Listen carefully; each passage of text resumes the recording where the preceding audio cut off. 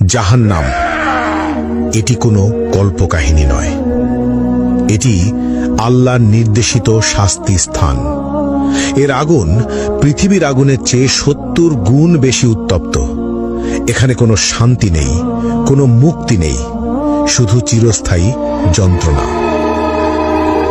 চলুন দেখা যাক কোন ২০টি পাপ মানুষকে এই ভয়াবহ শাস্তির দিকে নিয়ে যায়। প্রথম, মা বাবার অবাধ্যতা।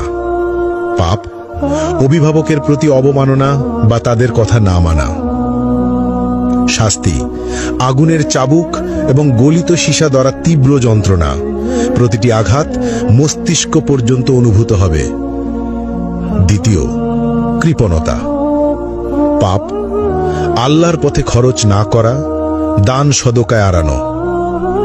শাস্তি গলিত ধাতু পান করতে হবে, যা পেটের ভিতর আগুনের মতো জ্বলবে।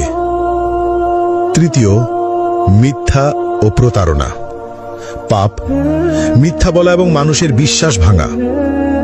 শাস্তি জিহ্বা বের করে লোহার শিক দিয়ে বারবার পোড়ানো এবং ছিঁড়ে ফেলা হবে।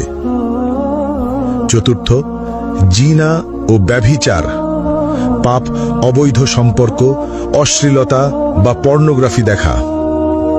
শাস্তি জ্বলন্ত চুল্লিতে ফেলা হবে